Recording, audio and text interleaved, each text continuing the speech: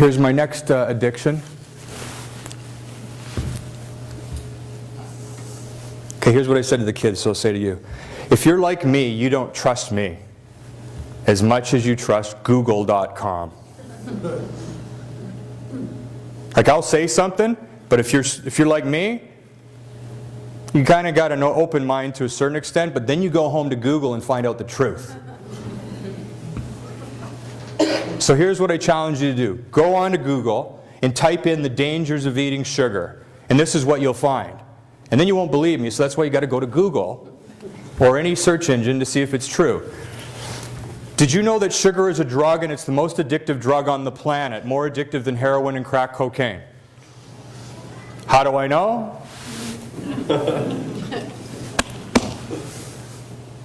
My own experience tells me that so.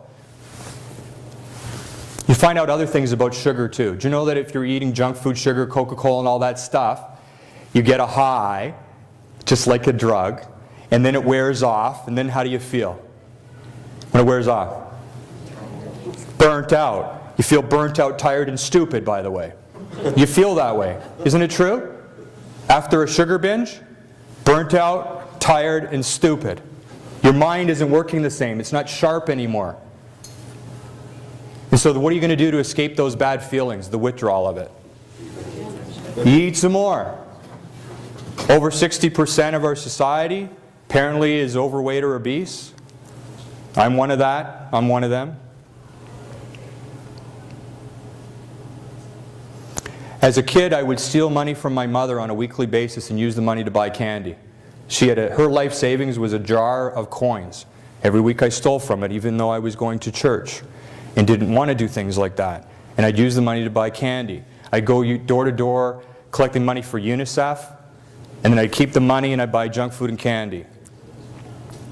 I stole money from a blind woman, the same blind woman twice, in grade 9, and used the money to buy junk food and candy.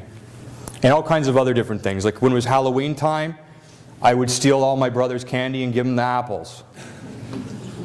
When you know those sugar cereals like Cheerio or whatever, not Cheerios, honeycomb and that stuff, my mother would buy that stuff and she'd say, you can only have one bowl for breakfast. It's just for breakfast.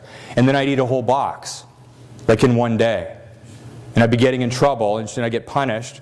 And then would I do it again anyway? I'd keep doing it.